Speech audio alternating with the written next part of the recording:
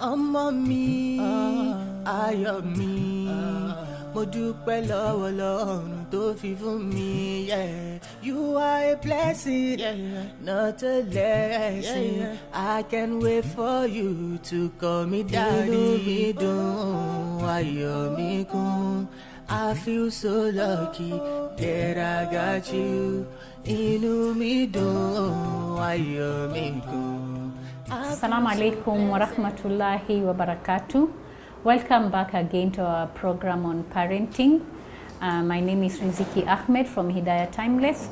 This is a program where we talk on parenting, our roles as parents, and ways in which we can help our children transit through life, and how we can help our children through any challenges that they may be facing as parents. So last time we were talking about children who are using any form of substance, or children whom we suspect could be using any form of substance. And most of the time, these children are usually the ones at adolescent stage, where they are more likely to try out stuff, where they are more impulsive, and where at times they are more rebellious. So this is the time that we will notice some changes in them. And I described changes that we should take note of, and once we notice and we have checked and looked and seen that they are consistent and they are all adding up, then we can start coming to a conclusion that maybe this child is using a substance. At this point, we might not know which substance they are using, but we might have our suspicions. If it is something like alcohol, we will have noticed the smell of alcohol, or them having hangovers, or even tripping over, or even staggering. If it is something like marijuana, maybe we have not yet noted what exactly. Maybe it's something else. We are not really sure. But this is the point where we say that we now need to have a candid talk with them. That's what we said. Once we are sure that we have something we can bring out and talk about. So we are going to talk about what is addiction. So when we talk about addiction, what exactly is addiction? What do we do when we are very sure there have been done an assessment, there has been found the substance in their blood, we are sure they are using something? I know it sounds very scary for any parent. I know it's not the best place to be for any parent, but the most important thing to know is that we can seek professional help and see how much we can help and where we can come in and help our children.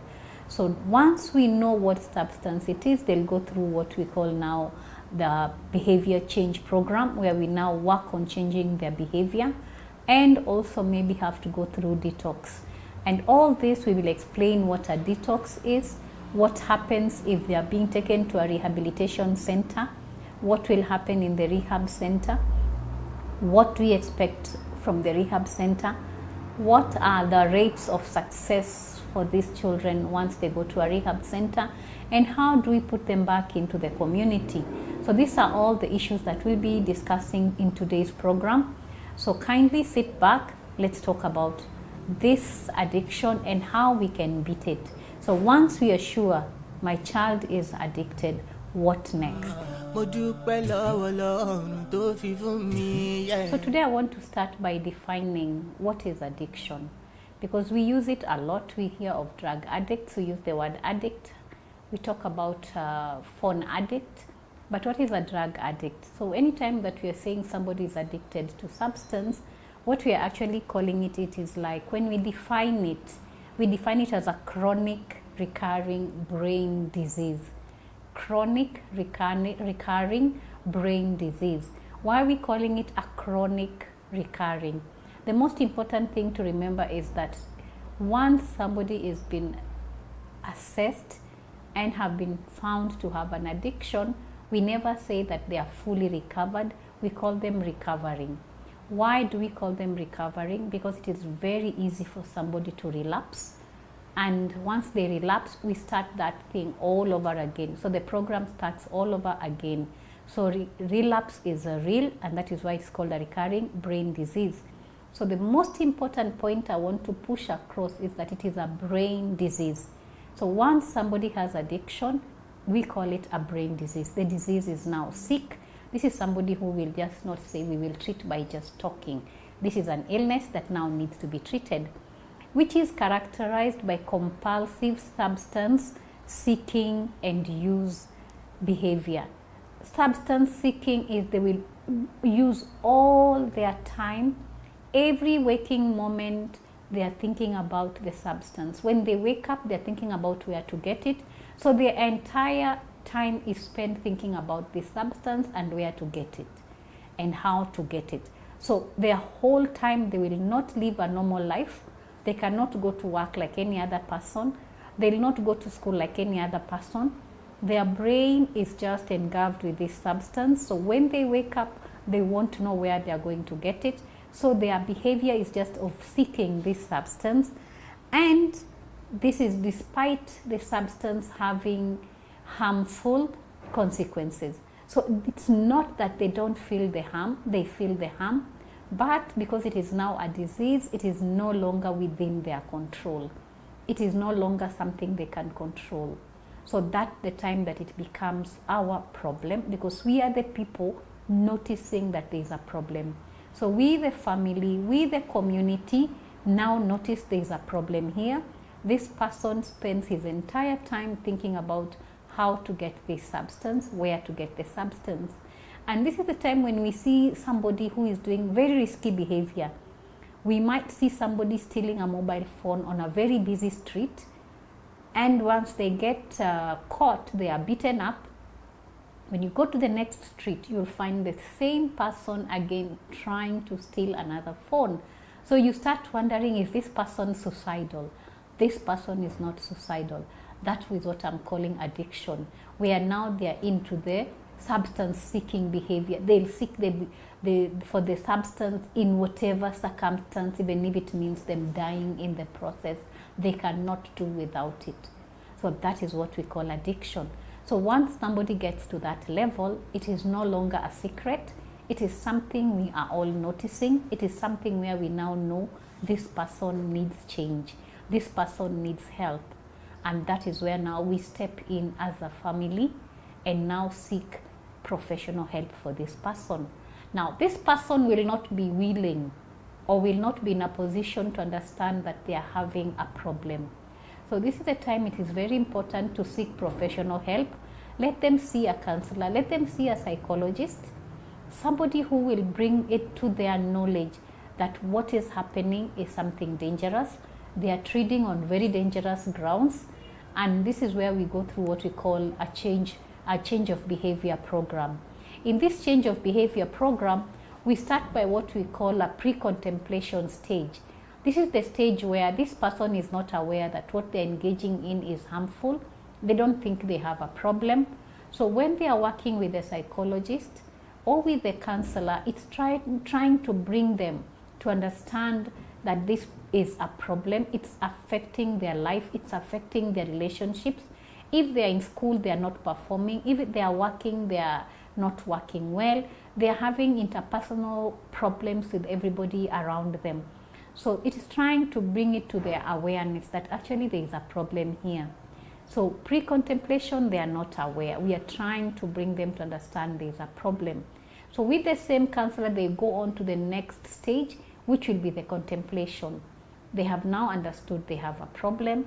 Now they are contemplating change. Now they know there is a problem. What can I do about it? So they are explained to what are the different ways.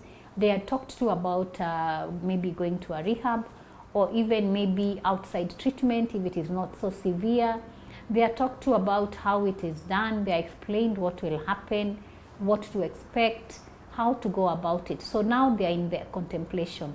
Then we have the place where they now start preparation. The preparation stage is where now we are preparing to start this behavior change. We are preparing them either to go into a rehab. We are preparing them to start treatment. We are preparing them to go to the next level where they now accept they have a problem and they are going to start some form of treatment. So that is the preparation stage where now they are ready. They know what they are getting into. They know what to expect. They know what will happen. We are not hiding anything from them, and we are being very real and very supportive of them. After that, they go to the action stage. That's where now we start working. If it's the detox, they're having the detox, they're having their therapy sessions, and they're going through everything. And then we go through the maintenance stage. Maintenance stage means we all come on board as a family, as a community, and help this person maintain their stoppage of this substance use. And then after that, we say there could be relapse. Relapse is the last stage. If there is a relapse, we start that again, the process all over again. And at times, they might not relapse for years. At times, they might never relapse. But it's a reality that could happen. So as I'm talking, I'm sure somebody is wondering, so once I know my child has a problem, is that what I'm going to go through? That might not be what you're going to go through. It will depend on the severity of the illness. It will depend on what substance they are using and how far gone they are and what help they will need. So the most important thing as a parent is first to agree, I have seen there is a problem. I need to have my child checked. I need my child assessed. So this is a time you can go to any professional, a psychologist or a psychiatrist or somebody who works with addiction. Let them now do an assessment. We have assessments where we do check through their urine what substance is in their bloods, and we can tell now this is the substance that they are using. We are very, very sure. And at times it's not one substance, it could be more than one substance. So once we know what substance it is easy now to start on the working. So once they have gone through the counseling, the counselor has known what substance they are using, they have gone through their therapy, they are ready to start the treatment. Maybe they'll be advised to go to a rehab. So we choose the rehab that we want to take them. Alhamdulillah, now we have rehabs that are run on Islamic principles. They are not many, but we have a few. So if we are lucky, we can take them to such rehabs. If we are not lucky, we can take them to any other rehab. But the most important thing is that we are there to support them. It is very important to note that rehab is not cheap. They are quite expensive. But Alhamdulillah, we now have NHIF covering some of these rehabs. So if we have NHIF cover, it's possible to get the child into a rehab. We have a rehab at Madare Hospital, which is actually like the cheapest rehab. And it is run very well. It is a rehab like any other rehab. So the child can still get help from any of the rehabs that are available. So we cannot say that I don't have money to help this child. We can actually work with them. So in the rehab, what happens? I'm sure we are wondering, okay, I'll take my child to a rehab, so what will happen there? In the rehab, we have a psychiatrist who will be in charge of your child. We have the therapist, the psychologist or the counselor who works with this child on this addiction. Remember, we have said it is a disease. And at the same place, we will now have family therapy. So we have the psychiatrist who will be the one doing the detox. Once they know what substance this child is using, they need to remove the substance from their system. So they have to be done a detox. This is done strictly under a psychiatrist because this is something that can cause death if not done the way it should be, or can cause harm. So they need to be detoxified of the substance. Once they are clean, then we start working on the therapy, on maintaining them, on remaining clean and not using this substance. Now we want to look at why are they using this substance. So we cannot remove the substance without putting in something else. So most of the time we say people use a substance because they are self-medicating. Maybe they're running away from a problem. Maybe they wanted to raise their self-esteem. Maybe they wanted to fit in with the others by raising their esteem. So this is the time we are looking at why did they start using this substance. Exploration with the psychotherapist to find out why are they using this substance. And it is sad to note that most times there are very good reasons. Divorce, like we talked about last time, could be a reason why they've started engaging in a substance. Domestic violence in the home could be a reason why they are using the substance. Sexual abuse and neglect could be a reason why they are using the substance. So there are very many reasons that can lead to this, and these are the issues that are addressed by the psychologist in the rehab. So they go through the therapy to discuss these things. We have what we call group therapy in a rehab. In the group therapy, they work as a group. They all sit and talk about their addiction. They are taken through the stages of healing, and every time they do the group therapy, they gain something from the others and from their own selves. They are also able to start expressing their feelings about what they feel about it to a larger group, which makes it easier for them even to come out and not feel uncomfortable but when they are back in the community. Then we have what we call a family therapy. Family therapy, we bring in the family, immediate family. We need to know who is the enabler. An enabler is somebody who has been enabling them to continue with this addiction. Is it the person who has been giving them the money? Is it the person who has been giving them the time or the resources to get into this addiction? Is this the person who has been maybe trying to make others understand that there's no problem?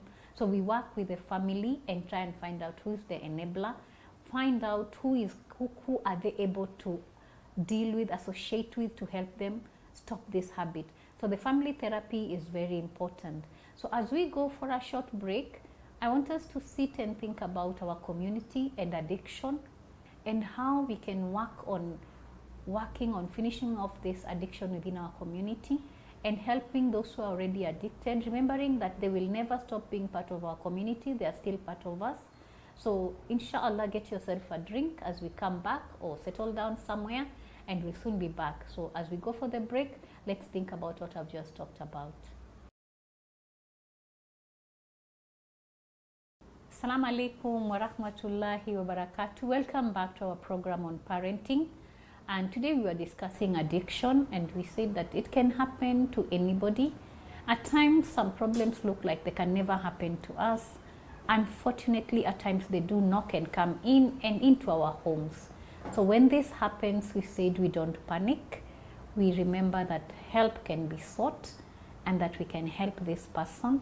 So the most important thing is to try and be there for them, try and seek help, and always remember that they are always going to be a part of us, and that we love them, and that only what we hate is the habit and the disease. It's not them that we hate.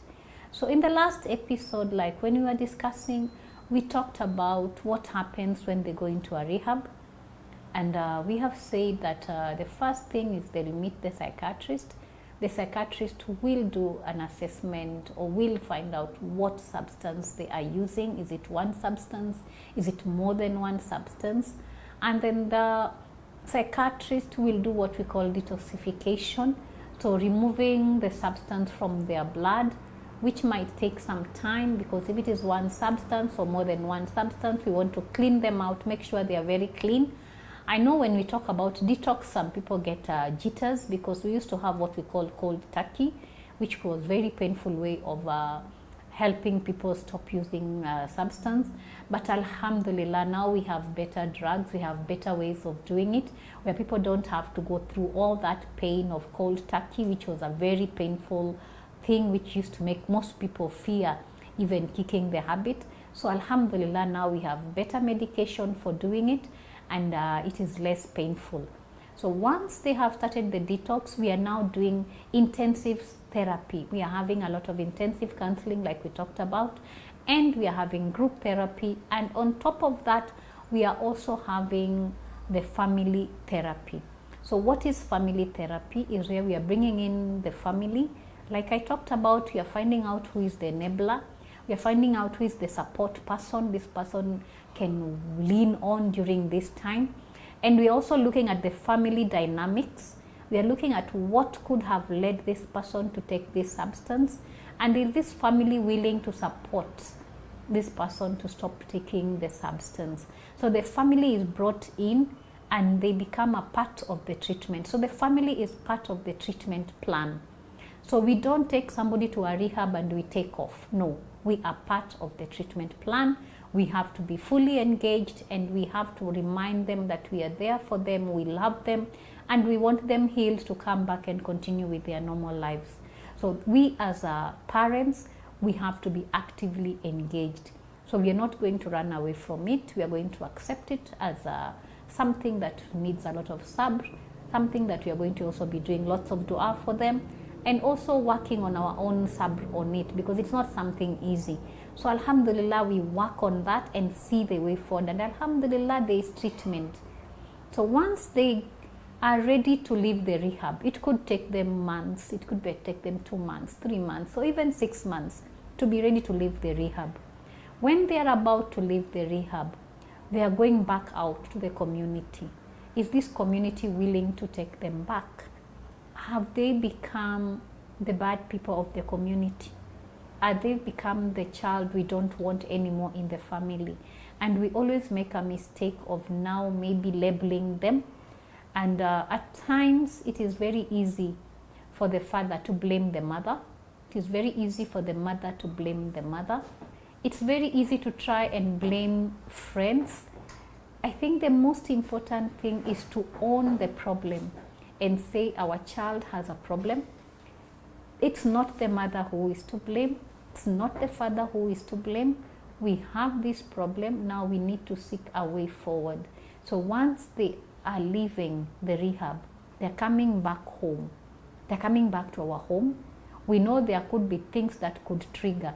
But within the time that they've been in the rehab, they have worked on all this. They have been taught coping skills.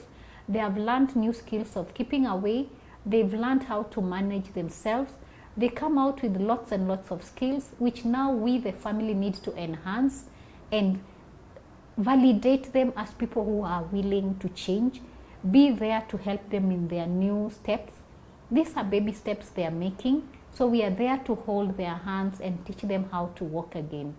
So it's not easy. It's not an easy journey, and it's not easy on them. It's not easy on the family. It's not even easy on the pocket. So it is something that we as a community need to look into. How can we help these families also cope with this? And we should not stigmatize this person. And the most important thing I need to remind us again, we have said addiction is a disease. They are not pretending, they are not acting out. That was a disease. And we are helping them now recover from the disease. So now when they come back home, how should we behave in the home? We are trying to normalize the home as much as possible. We are going to try and normalize their being back in the home as much as we can. We are not going to treat them as lepers. We are not going to keep away from them. We are not going to keep reminding them how much money we spend when they were in the rehab. I always say that mental illness is a disease like any other disease. They have a brain disease. If they had cancer, we would treat them, and we would not keep telling them, you know, we spend a bill of 1.2 million on you. No, we would not. So the same way, let us try and help them keep this habit by not reminding them. The more stressed they are, the more likely they're more to be triggered. We need to keep away the friends who they were doing this habit with, because when they meet such friends, it's very easy for them to be triggered. They need to keep away from the places where they were using the substance. So at times, even a change of environment would do them a world of good.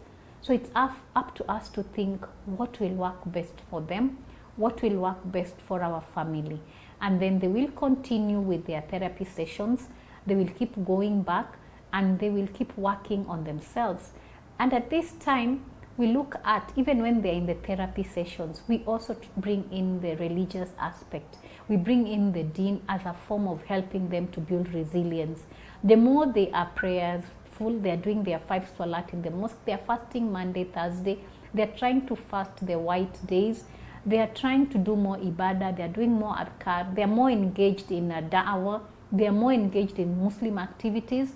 It's easier for them to be busy and to feel more closer to Allah, which will also help them to stay away from this substance. So the whole time we are working on this wholesome person, we are working on their spirituality as much as we are working on the home front, and as much as we are working from the hospital or from the rehab. So everything has to be put into place to help this person heal. So we, the family, are going to help them in all this so that this person can actually heal and move on with their lives. And then the community, can we stop labeling? That is so and so ambaye alikuwa anatumia madawa. That is so and so ambaye yuko hivi na hivi. The more we label them, the more we trigger them back to using the substance. So we take them back and accept them fully. Once they are willing to change, let us accept them, let us love them, let us look at what are their strengths, work with their strengths, and not keep harping on the weaknesses. And this is a disease that can happen to anybody. It can happen in any family, and there is no bad family that will have a child who uses a substance. Even the best of families can have a child who will use a substance. So the most important thing is to accept this has happened and seek help. What is the way forward, and work on it. Accept it and move on. Do we need to feel embarrassed? We don't need to feel embarrassed. We need to accept it as a problem, a challenge that we surely can overcome. So the most important thing is to understand that these are things that we can work on. And we as a community also need to look at who are these people who are selling this substance to our children. Who are these people who bring the substance closer to our children? We as a community, what can we do about reduction of this substance, availability of the substance? And it is very sad that there's a time we had a talk with policemen who were explaining to us about the narcotics that they're arresting people with. And I remember they came in with Sim Sim, the normal Sim Sim that we eat. And it was very sad that a lady was caught outside a school selling Sim Sim, the round ones that we love eating, that are very nice and kids love. And inside it had marijuana. So it had been mixed with marijuana. So what happens is that these kids will eat the Sim Sim, they'll feel a bit high, they'll feel nice. So tomorrow they'll go buy from the same lady again. And then they get addicted because they keep buying it from this person, and it's easier for them now to even transit to another drug. So the people that we have around our school compounds, can we always make sure of what they are selling? Some of these kiosks we have, they're the very places where they will be selling the same drugs. Any strangers we see within our community that we are not sure of what they do, we need to find out.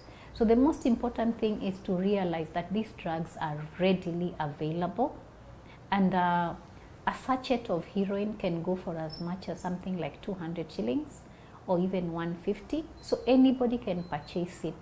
So it's important that we educate ourselves on what are the substances that are in the market, how do they look like, how do they smell like, so that if you see anything suspicious, you are able to note it early and you are able to talk about it.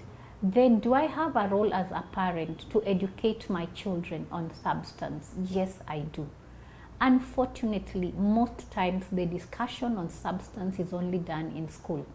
We never ever sit down with our children and have a discussion on substance. It is very important we sit down with our children, explain to them what are these substances and how harmful they are. Something like Mira, something like Mogoka, we take it for granted, but these children see our relatives using them. So as a parent, let's start the discussion on substance, talk about it, explain that it is not easy to treat an addiction, and explain that at times it only needs one trial to become an addict. So we explain to these children that at times you might think that it is something you'll take once and twice and 3 times before you get addicted, but it can only be that first time you tried, and that very first time you tried, you got addicted. So can we have a conversation in our homes on substance use? Can we talk about the substance? Can we talk about the dangers? And can we be friendly so that our children can tell us anytime they get in touch with anybody who is using substance or anybody who is trying to engage them into substance use? So that is where we are going to end our program for today. So in case we have anybody who has noticed any of these things, please feel free to seek help and follow the steps that we have explained. And remember that it is something that can be worked on And it is not something that we say we are done and this is the end of it. No, we can always have hope and work on it. So until next time, this is Riziki. So next time we'll continue with our program on parenting. We'll discuss on more issues that touch on us as parents. Until next time, it's goodbye from me. Ọmọ mi, ayọ̀ mi, mo dúpẹ́ lọ́wọ́ Ọlọ́run tó fi fún mi. You are a blessing, not a lesson. I can't wait for you to call me daddy. Inú mi dùn, ayọ̀ mi kún. I feel so lucky that I got you. Inú mi dùn, ayọ̀ mi kún.